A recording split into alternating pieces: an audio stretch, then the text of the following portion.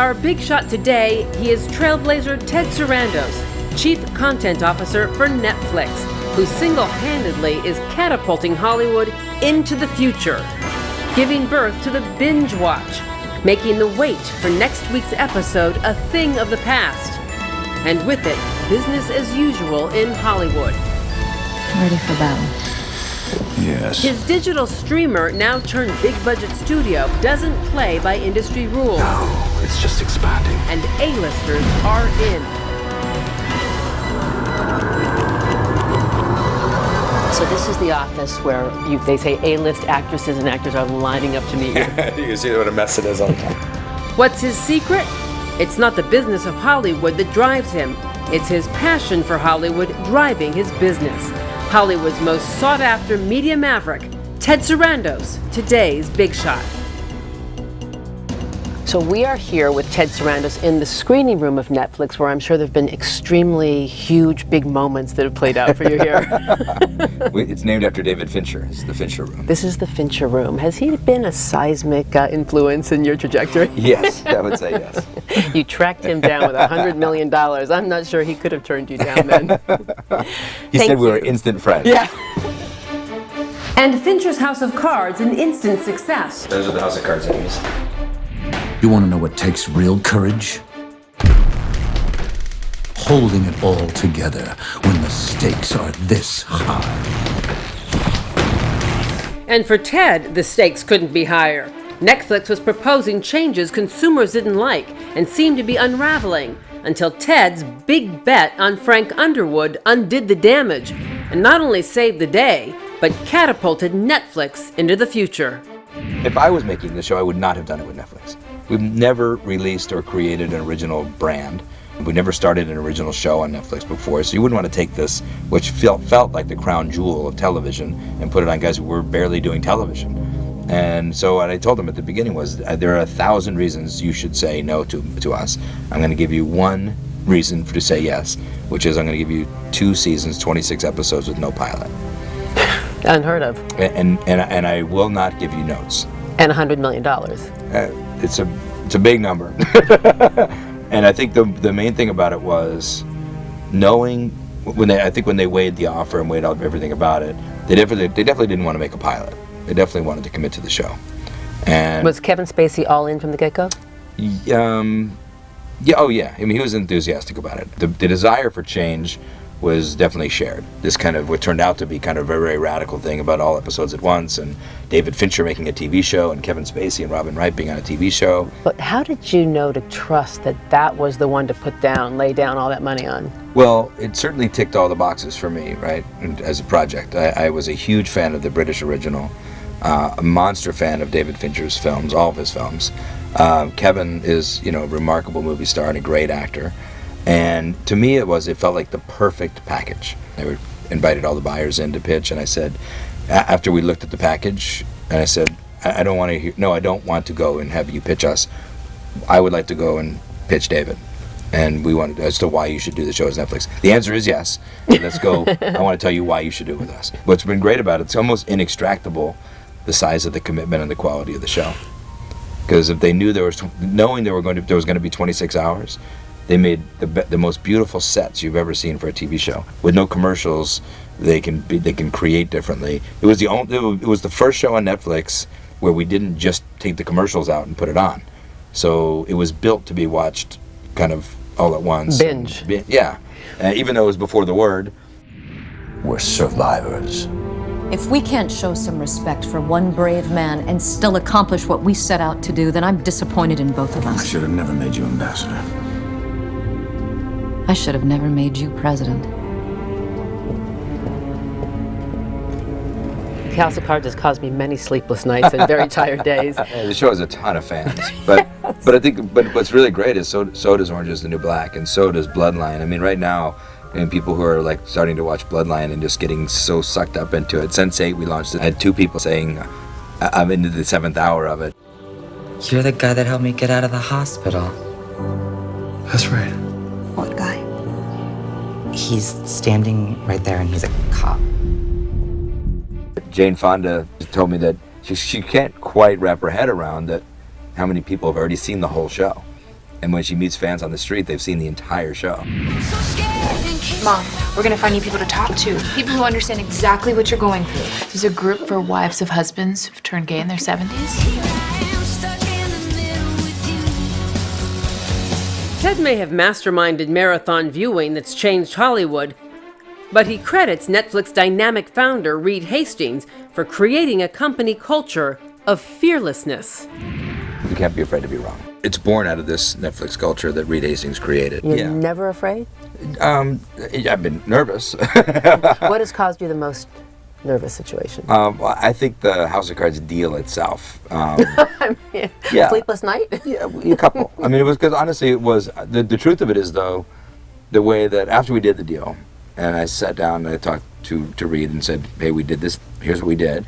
And I said, "If it's..." You told him after the fact? Yeah. Really? But it was not. Yeah, it was just what I mean.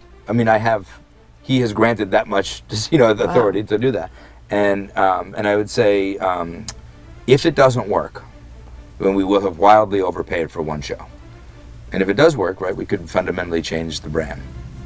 And so it felt like the right risk-reward trade-off, and that's about the extent of the conversation we had after it. And then I just had, after saying it out loud, I could just breathe a sigh of relief. It's an interesting dynamic duo that you make, because he, for the most part, remains, more off-screen. But him giving you the platform, the freedom to take these big risks, how big an influence has his vision, his philosophy, the culture of leadership impacted you? Enormous. I mean, I can't even articulate it. I mean, I've been very blessed in my life to have great mentors. Reed certainly more than any, who can be as generous as a CEO as possible in terms of letting somebody else step up and and not just share the spotlight a little bit. He's a brilliant consumer science guy. He's a brilliant engineer. He writes great code. I mean, well, pre-Netflix was quite successful because he does all those things really, really well. And he's he's deeply passionate. Don't mistake that he's this nerd that goes off and works better out of the room. He moves mountains in the entertainment business. He moves mountains in the world of education. Moves mountains in government. But he's also moved mountains in allowing you to change vastly. Forget the outside culture of Hollywood. The internal culture of Netflix, which, from the outside looking in, appears to be. When do you have a boss that empowers you to spend $1 billion and to take risks on your own instinct, and to empower creators as he's empowered you with freedom? There's this, this deck that floats around the internet. The about quantum? And the great thing about it is it's real, right? We live and breathe that culture that's in that deck every day. And a lot of people are cynical about it, and they read it and they say, those are words on that go on a plaque that hang on a wall. But that's really how we run the business. And Reed pointed out to us early on, the talent density issue is probably at the core of all those things, which is how do you run a business as brilliantly and as passionately as you do when you're a small startup when you get big. And really it's about trying to keep the people who have that same spirit close to you. So attract people who are risk takers, attract people who like that environment. We're not looking for people who like tenure. So we're not, so there's no employment contracts at Netflix for anybody, including myself. So that we want people who want to come and do the best work possible, and that's the and in some ways that's the reward. That's reward enough. But on top of that, we're also very generous in terms of what we pay the people so that they can do the great work and be happier. All the people that came to you, you said you didn't want to hire, who said, we know how to do it, you can't do that, you can't do that. Yeah, when early days of streaming, I thought we needed a television executive to run our streaming business. And I probably interviewed 40 of them. And every one of them told me in very explicit detail the things that we'll never be able to do. And after about a month of this, I said, I'm exhausted by this. None of that can be true. But everyone's saying the same thing, so I said, let's just try it ourselves. And there was a guy on my DVD team who was the most kind of entrepreneurial and hardworking and didn't know either, but was willing to figure it out and put in the hours and time to do it. 6 months into it, we were doing everything that those guys said we could never do. Reed Hastings had to beg you, I was told, repeatedly to take this job in 2000. Well, it was super unintuitive in 1999 when we met. Took a job with a company called West Coast Video in Video City that was based here, and it facilitated the move. It was a chain that was in transition. We needed to be able to migrate out of our VHS revenue share deals into the DVD business, so I negotiated the first revenue share deals with Warner Brothers and Sony for our chain. And that caught the attention of Reed Hastings. That caught the attention of Reed. Right. And he came after you and had to beg you. It wasn't that he was begging me to take the job. He was begging me to open my eyes. Because we met in '99. We had it was my very first e-commerce transaction, was to fly to Los Gatos and San Jose and meet with Reed. And it was like another planet. I mean, when I walked in that building, there was a mound of boxes from places like drugstore.com and places I've never even heard of, and people were buying razor blades from a drugstore online. It just really didn't even click for me. We had a discussion where he described Netflix almost exactly like it is right now. Yeah, he said he wanted to, back then, in the 90s, he wanted to change the economics of Hollywood, and he also foresaw that the digital revolution was on its way. When he told me this, 1999, I remember distinctly because someone had emailed me a South Park clip that felt like it took 7 days to download it. And I go, are you sure this is? And he said, and very often, no, it's this thing called Moore's Law. Look it up. It's, the internet's going to get twice as fast at half the price every 18 months. And every single thing he talked about in 1999 has come to pass. And I wasn't sure that he was right then, but I was sure he was generally right. I had never met somebody as brilliant as Reed, and as clear thinking and as confident in the decision making based on this vision that he really has. And it wasn't just hunches. This were data supported things. So what he kept saying was, and this was a time after the internet bubble had burst, and there was no IPO promise, and a lot of people that I know had gone into internet businesses and got wiped out. So it wasn't that a no-brainer. And what he really wanted was to say, look, this is an amazing opportunity to do what you told me you wanted to do when we met. You want to change the entertainment business? This is how we're going to change the entertainment business. If you had to describe whatever genius that you think you have, what would you think it is? How would you describe it? I hope, and I think any of those things, what you just said would have to be aspirational. It is picking the right people who will deliver. Landing on people because a lot of people, I think there's no shortage of good ideas, but it is remarkably rare to have somebody who can execute on a grand vision. And being able to spot that, I think, is, if anything's differentiated, I think it may be that. Do you have a checklist that you go down and say, yep, or is it just all gut? It's pretty gut. And then I have this other luxury of having all of this data to go back in and kind of either solidify the instinct, or I like to think of it as kind of a data-informed hunches. Well, the world has become data-rich and sometimes information-poor. So there's lots of data, but you have to be able to know what to do with it. You have to know what to look for in there. There's a lot of people who could have figured out a lot of these stats about Adam Sandler. You had to see it evolve in the patterns in the data to realize that there was a there to keep digging on that one. That, it was conventional wisdom that Adam Sandler movies weren't very international. Our data was completely the opposite. It was completely unconventional thinking. And that's what drove us to want to do this deal with Adam, which was he's for 20 years he's made a movie a year. What's it like to be a trailblazer that's upsetting the status quo? Is it something you have to brace yourself for, or does it come naturally? It's super helpful not to know. You mean not to know what you're upending because you're just doing what you think is right? Or? Yeah. So the decisions we make there's no motivation to upend anything. Like, I think that the great thing is about being if you can be a creative revolutionary, you have to be able to have a better alternative. It's not enough just to destroy things, right? You have to have a better alternative. Yeah, you've said that you're not against Hollywood. You just think you have a better economic model. Yeah, I love Hollywood, and I love what Hollywood does for the world. And I do think there's a better economic model for it that will sustain it forever. And well, let's talk about that. So you don't have to work on a linear grid. You don't have to, get ad dollars. You don't have to rely or live or die by ratings, and you have a bunch of money to spend. You know why you piss everybody off. Sure. I mean, that would be. Believe me, I think that not having a programming grid, not having to have a live linear grid, which means that all shows have to be 30 minutes or 60 minutes or in those 30-minute blocks, and shows not only have to work, they have to work at a time slot on a channel where there's 500 alternatives. You don't have those restrictions. I don't have any of those restrictions. Right. So of course, I'm sure they're a little envious of that model.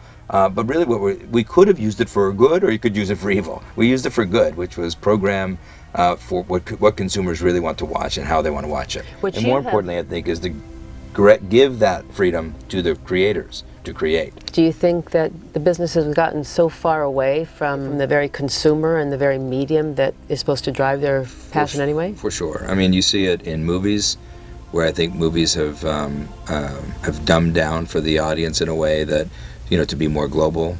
The volume of movies that get made, the things that can't get made anymore, that so audiences don't even have an opportunity to pick a great movie instead of a bad one. You see it in television shows that keep getting shorter to accommodate more advertising, even though it's driving viewers away. I mean, remember a couple of years ago, the fight over the 2 minutes of Mad Men. And so I think that if you're having those kind of discussions, you're not having the creative discussions, and you're really underserving the viewers. We have the luxury of not having to worry about some of those things. We really kind of refocus on, do people love these characters? Do people love this show? That decision you make when you cannot go to sleep because you have to watch one more and it's 2 a.m. and you know you have a 9 o'clock, that to me is like, that's what's driving and pushing all of this. The tried and true executives in the town, the suits as we call them, say, yeah, but you won't release your numbers and your ratings, so how do we know if these things are really a success? You're not relying on ratings. What are you relying on? They're not an accurate reflection of the business. So why should I just pile on and do the same thing? But what is your measure of success? Where do you say this is a success? They're actually fairly traditional. Relative to how else we would have spent the money, are we getting people to watch? So we have a direct feedback loop with our consumers. We're one-click cancel.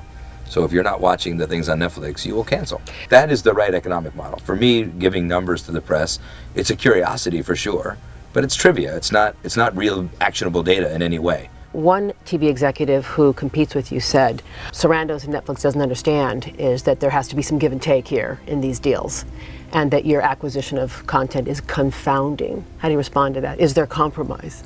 There is a lot of compromise. We don't get to where we're at without negotiation and compromise. But I don't think that it's my or Netflix responsibility to continue bad models. Right, so there are a lot of times I think that people who own content want to license content to Netflix on the terms that suit their other businesses, and that won't work all the time. So some things we don't have and some things we do have. And so there's some of the things that we try to be uncompromising about because they're important to consumers. A lot of those rules that are probably meant to suit some other archaic part of the business, trying to apply them to Netflix, I thought was not a great idea.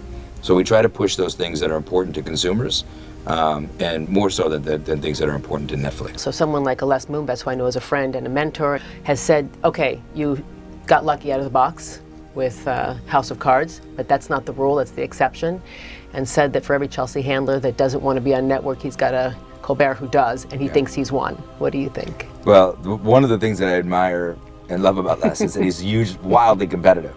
So of course he says those things.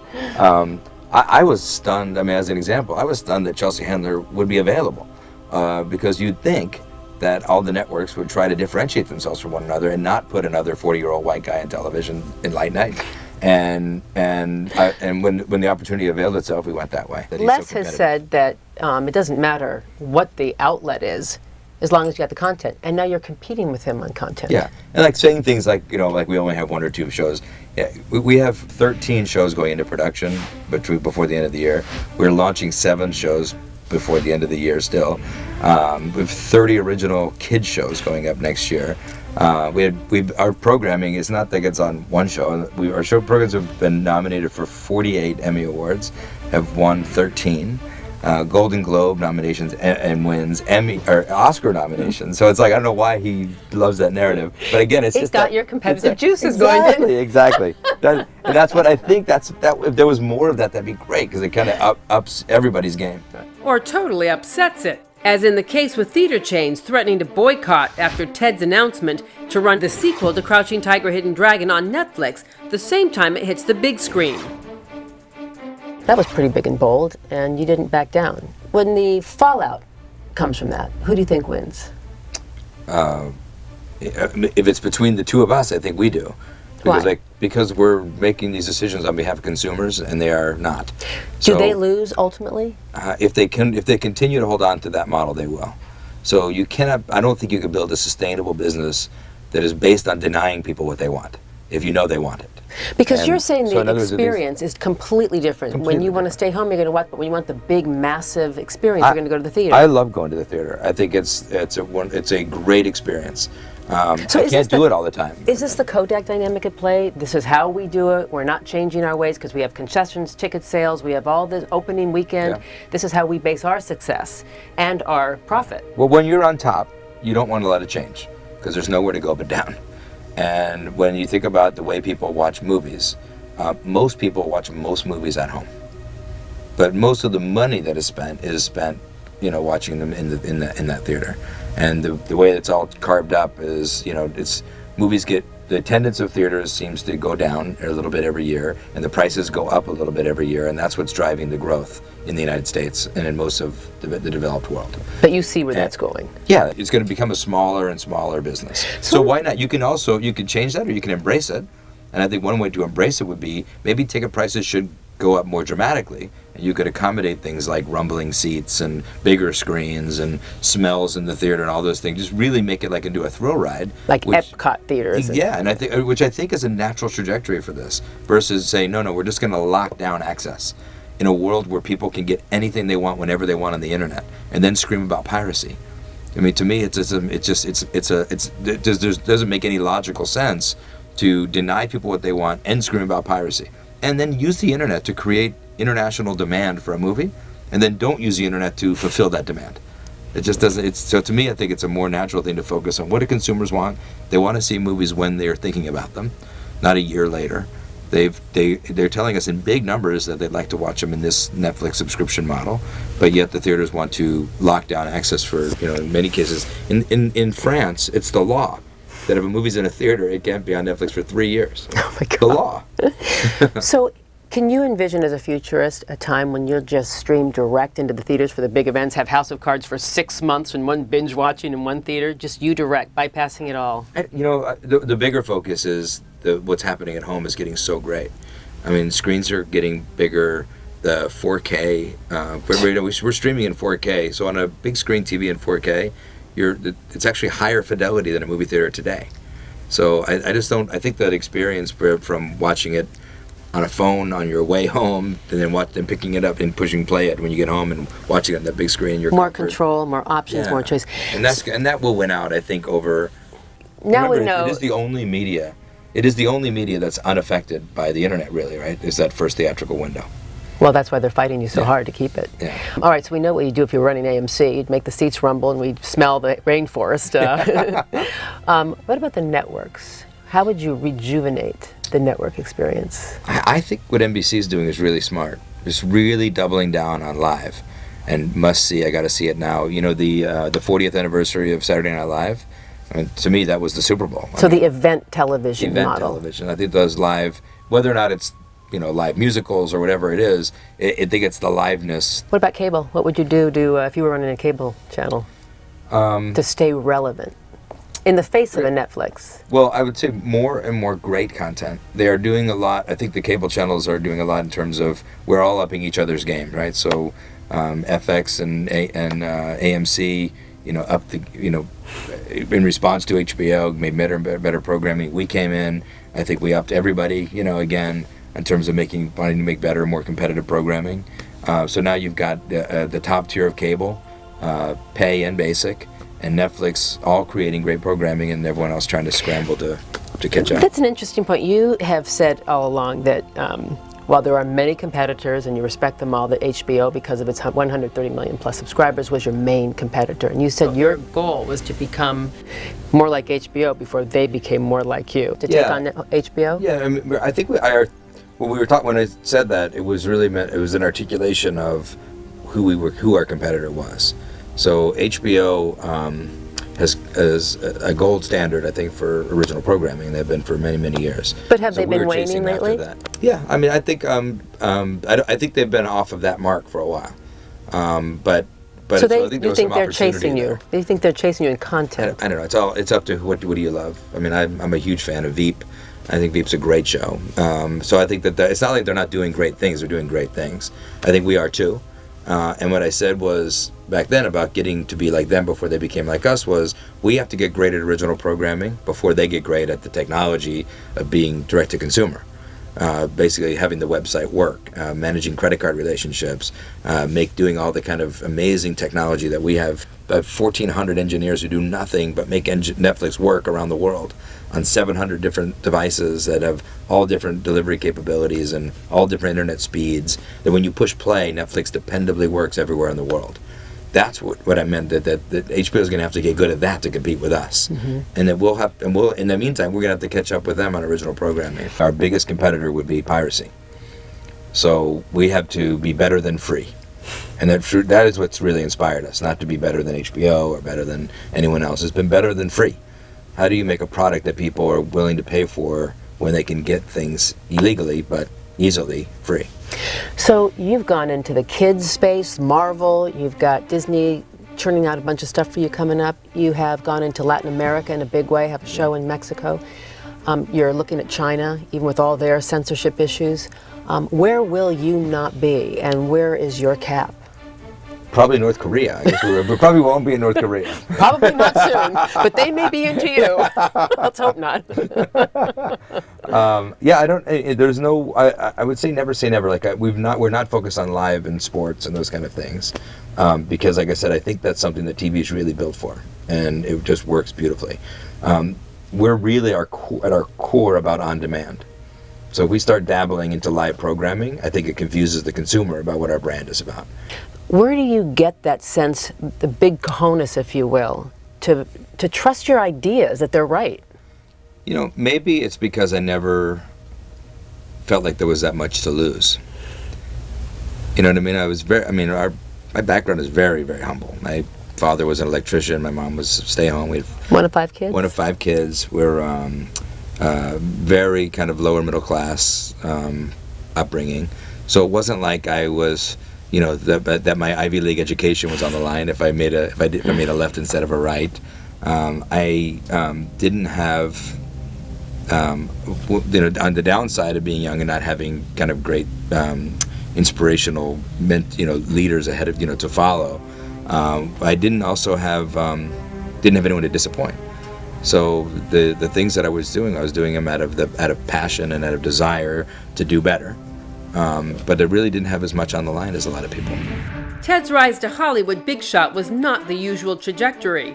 He credits his days as a video store clerk in Phoenix, the largest DVD distributor in the nation, as priceless preparation. So how do you think working in the video store back then actually informed the decisions you make today? When I didn't go off to college and stayed and ran the stores, and the guy basically handed me the keys to the chain and said, wanted me to run things. So we did payroll, we did marketing, we did negotiated leases, certainly the programming, which was my favorite part of it, going through the upcoming things with the sales reps from all the different studios. Oh, so you got to choose which movies you put on your shelves. Yeah. And so that was the beginning. And more, you had to forecast how popular they'd be, so you know how many copies you'd need. So how'd you make those decisions? This is pre-algorithms. This is pre-everything. So really it was watching. So we would not only watch everything, not only would I watch everything in the store, so I had a real sense of what was what. I really paid attention to what people, when they came back, oh my God, I love this movie. Thank you so much for recommending it. And I just had for some reason, the way some people can remember, box scores, I remembered those things and faces and likes and dislikes. And it got to a point, honestly, when the store was busy, that people would wait for me so I could suggest them a movie. And you were the tastemaker. Yeah, and people really put a high value on making a good choice for some odd reason. I mean, it wasn't that high risk a choice, but people put a very high value on going home with something great. So that's what I put a lot of the energy into. So. Well, it's kind of like a Slumdog Millionaire. The guy's entire life history and experience led to those moments of actually being able to win the game. Do you feel that way? Yeah. Well, it's funny because you think about a lot of those things really did start in that store, in those stores. So you love politics, you love television, you love film, you love people, you love the creative process. Yeah. Do you feel like you're the luckiest man in the world doing what you love, getting paid so well for it? Every day. I mean, I bounce out of bed because I have to come to work because I just think I'm incredibly fortunate. I'm meeting or have met all my heroes. I don't think anyone can say that. And I most of my heroes that I grew up admiring or in my world every Norman day. Lear? Norman for sure. I mean, that's to me, like, I can't imagine. I wondered one day how many times I've seen the name Norman Lee. You know, and I've told the story before, but I was such a TV nerd that when I watched the episode All in the Family when Mike and Gloria moved away. So when my sister and brother-in-law moved out of our house and moved out of state, I cried because I was thinking about Mike and Gloria. How has he encouraged you to keep trailblazing anew as he did? This was a guy who just kept pushing back. I think Norman had more faith in the world than the networks did, and that we would be able to handle it. And without him pushing it, who knows, you know, the social change that would have happened at what pace without it being on television every day. What has been his greatest advice to you? Oh, just to keep pushing. Like, don't get comfortable. Just keep pushing yourself and keep pushing the limits as far as you can. When we look back at visionaries, we have so few. They come around just once in a while. So one that comes to mind for me is a Ted Turner. And he recognized that the 6 o'clock news was no longer the dinner hour for American culture, and yet the networks did not change the evening news time. And the value of movie libraries. He was, really. Do you identify with him?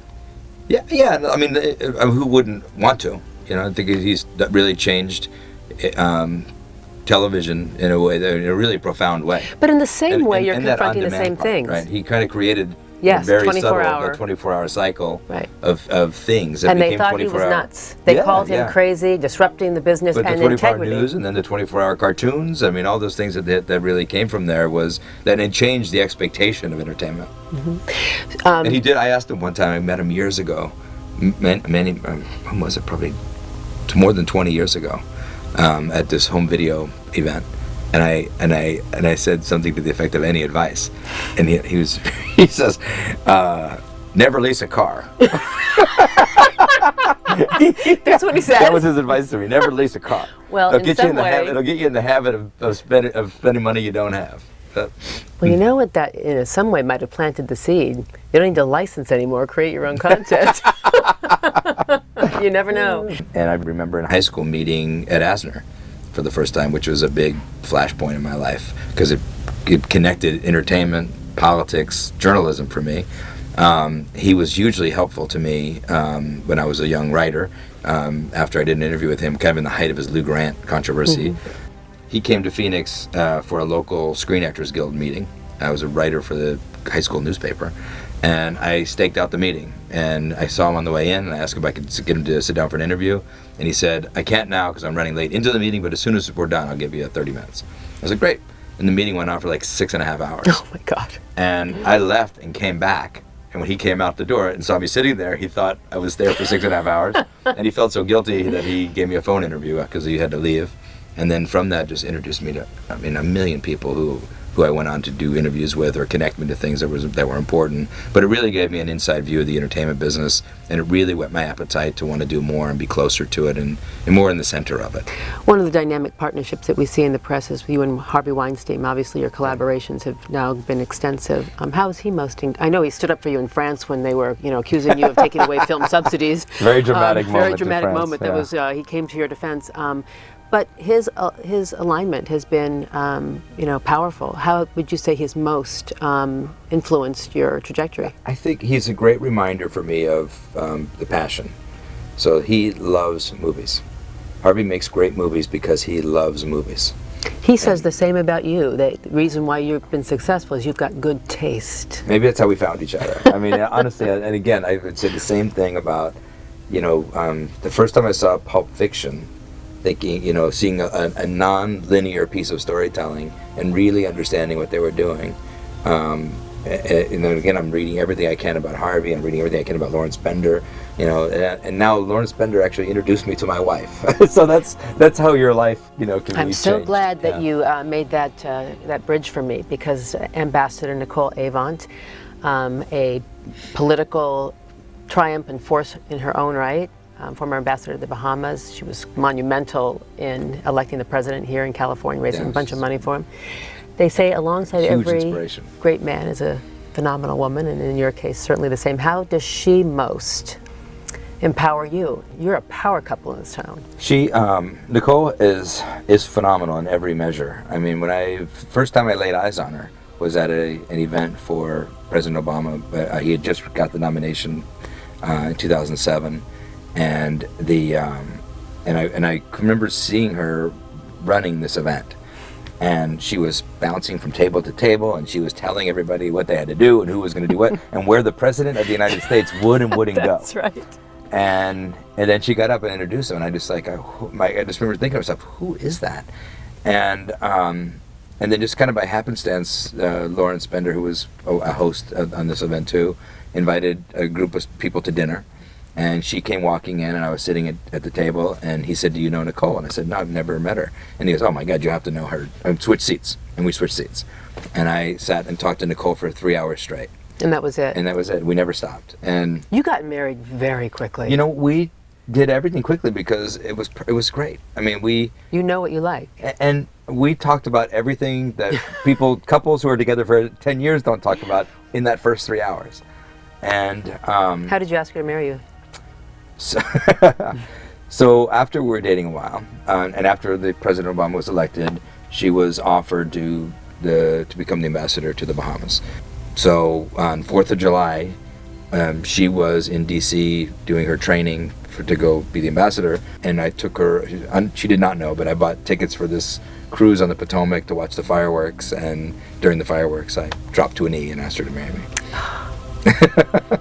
I didn't want her. I wanted her to go into that role focused on everything, all the right things, and we were going to be great.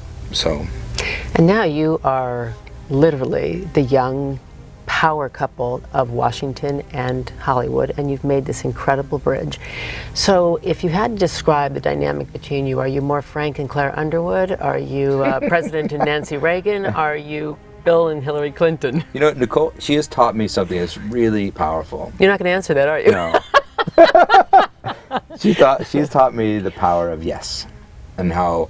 I mean, I remember very early in our relationship, she had this conversation with me about what makes America great, and that America is a country about yes. Yes, we could do that. Yes, we could try that. Yes, you could do that. And that everywhere things go badly is when people mistake the power of no. And the people who basically drive all their power from no eventually failed miserably. And it was such a great observation. So being able to empower people to do the things that they need to do, that you can really make a change in the world. And we focus on our relationships with people all throughout this town, in business, in music, in movies and television, in politics, the arts, is all focused on those people who are about yes. If you had to say, what are your top 3 moments that were just a total wow? I mean, when you're with Brad Pitt and you're with the president and you're with all these major icons, what is a big moment to Ted Sarandos? Well, I mean, some of them in Netflix life and just in life. Both. So in our life together, Nicole and I were in a very small group that were in the White House with the president on Inauguration night. I am a guy who's lived a huge history buff. So to me, that was an out-of-body experience. Having President Clinton and Leonardo DiCaprio together introducing Virunga in New York at a screening then following the two of them was pretty remarkable. Seeing David collect the first Emmy for House of Cards. These were pretty big moments. They don't stack up to the great moments with watching Tony and Sarah, our kids, having great success and learning their way around things. But I think in terms of milestones, those are probably the 3 milestones that would come to mind. You have a home in Beverly Hills and in Malibu. What is your favorite thing about LA? You could live anywhere. It's the weather, obviously. That's the kind of easy one. But I love living in a company town. I love that the people Wow. I love that you run into people who are in your world, and makes it feel very small, even though it's very huge and very busy all the time. I love the small townness of it too. Favorite restaurant? Capo in Santa Monica. Ah, yes. Favorite movie theater? We probably see the most movies at the Landmark at Westside Pavilion. But I love the iPix Theater, and they're pretty phenomenal. Just a recent discovery, though. So to the young men and women out there listening to you who have something they want to sell, they want to make, they have a dream, how would you most encourage them to get their stuff seen and made in this crazy town? There's been this great change in digital production. where you don't need a lot of money now to really do amazing things. The main thing, if you want to do, is just do it. And get some version of it in front of people and let them see what you can do. And most important, he says, do what you love. At heart, Ted's a true fan, and that's what many say makes him rare. Where do you think that you got that rarity, if you will? I don't know, to be honest with you, because I think I'm doing something that I love. And I think that's so, I mean, it's underrated in the world to find the thing that you love. Not the thing that you want to do, or the thing you think you'd like to do, or the thing you fantasize you'd like to do, but the thing that you really love. Maybe the result of horrible parenting, watched a lot of television and saw a lot of movies all the time, and really loved it. I mean, in a way that I felt like I had a relationship with these characters, and I wanted to know them, I wanted to meet them. Are you emblematic that if you do what you love, your dream will find you and you don't have to chase it? Yeah, and it won't be the way you think it's going to happen. I mean, the idea that we went, when I joined Netflix in 2000, so almost 15 years ago, we were mailing DVDs around the country. And we were my focus was mostly on how do you make discs that don't break in the mail, and then how to get revenue share deals with studios to get more copies of disc, and all those things that were drivers. But knowing, you always had that first conversation in the back of your head, which was that this is going to be a purely digital business, and we just have to get from here to here to get there. And that's the, like everything else in life, you have to put in the work, you have to put in the years. Mm-hmm. And then we always treated the notion of doing original programming as the icing. We have to make a great cake first, and then that will be the icing. And we didn't invest in original programming until we had 25 million streaming subscribers. So we did the work, and we put in the hours, and we put in the time, and then really investing in House of Cards was not. We always talked about that would be some big reward. When really, I think if anything, it was a way to seed the future.